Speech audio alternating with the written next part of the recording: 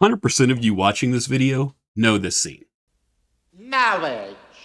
About half of you probably know the character's name, but I'm betting that less than 10% of you know the comedian behind the Impressive Clergyman.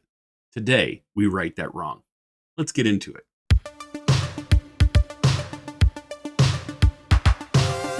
Greetings and salutations, I'm PopCultureKen, and welcome back to Story Behind the Signature, the series in which I bring out a piece from my collection and either introduce or reintroduce someone that mattered to me. The man in question gave us one of the most memorable moments from one of the most beloved films of the 1980s.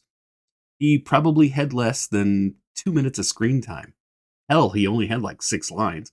And yet, you've been quoting those lines for decades. Can you think of the last wedding you attended where you didn't hear someone say, marriage? The movie is, of course, The Princess Bride. The character's name is billed as the Impressive Clergyman. And the man behind the costume? That's Peter Cook, a man American audiences barely knew, but British audiences revered. This is the story behind a performance so small, it became immortal. Let me explain. No, there is too much. Let me sum up. In 1987, a modest fantasy adventure quietly arrived in theaters. It did not set the box office on fire. It wasn't immediately understood. Hold it. What is this? Are you trying to trick me? Over time, it became something else entirely. I myself am often surprised at life's little quirks. Princess Bride didn't just become a favorite, it became a shared language. Inconceivable! Hello. As you wish. And tucked inside of it is a wedding scene that somehow stole the entire movie. Under you, Princess Bahua. Here's a part most people don't know. The author of the book the movie is based on, William Goldman, once explained that the entire bit was inspired by a real childhood memory. When he was a kid, he attended a wedding where the ceremony was performed by a famous Chicago rabbi, whose name he could no longer remember, who had a speech impediment.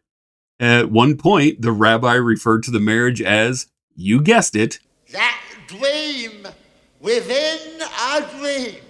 This not only gave Goldman the giggles, it lived rent-free in his head for years. Have you the wing? Peter Cook wasn't a character actor, and he definitely wasn't stunt casting. He was a foundational figure, a satirist, a writer, a performer who helped redefine modern comedy. He was quite literally a comedian's comedian. In 2005, he was ranked the #1 comedian of all time in a poll of more than 300 comics, comedy writers, producers, and directors in both the US and in the UK. John Cleese was number 2. Groucho Marx was number 5. Richard Pryor rounded out the top 10. This should tell you just how much he was admired by his fellow comics on both sides of the Atlantic.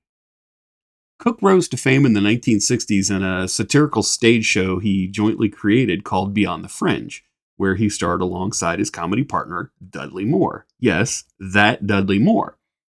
They ushered in the modern satire boom in the UK and heavily influenced Monty Python along the way. You can even trace the roots of The Daily Show back to Cook's earlier work. His humor was sharp and smart and often mischievous, marrying sophistication with outright absurdity, as demonstrated perfectly with his role as the Impressive Clergyman. Peter died way too early at the age of 57 back in 1995, but not before leaving his mark on the world of comedy and pop culture as a whole. I added his signature to my collection after a lengthy search years ago. When the signature arrived after journeying to me from the UK, I immediately got to work to turn it into a display piece. There we go. Oh, I was so happy to add this to my collection. So, of course, I had to go with him as the Impressive Clergyman, and the nameplate up here in the corner shows Peter and lists him as the Impressive Clergyman, and then the autograph just sits down in the lower right. I had hoped to be able to find, whenever I'm looking for autographs on slips of paper or index cards, I definitely want them to be white because I can map that with anything. But I looked so long and so hard for Peter Cook's signature that when I finally found what would work with the way that I create display pieces, that one was the one I had. So I had to go with it. But yeah, I really wish it were white. But hey, beggars can't be choosers, and the man's been gone for quite a while, so I can't ask him for, another one. I love having this piece hanging in the house because whenever somebody comes through and they're looking at my collection and they come across this one, their eyes light up and they go right to it and they look at the name and they're like, who is Peter Cook? And that's when I get to morph into Phineas J. Whoopi and come up with the story so that they understand who he is and why they should care. Oh, I love this piece. Peter Cook may have left us over 30 years ago, but his cameo in The Princess Bride will continue to entertain generations to come. If you already knew his name, I'm impressed. If you didn't, now you know. And the name Peter Cook will follow you forever. I'm PopCultureKen, and this has been my tribute to Peter Cook, aka the Impressive Clergyman. Take care, have a good one, and good night, Mrs. Calabash, wherever you are. Thanks for hanging out with me today. If you'd like to explore more stories behind the signatures in my collection, dive into the playlist over to the right, and I'll see you there. Otherwise, just kick back and let YouTube do its thing. Either way, the stories don't stop here.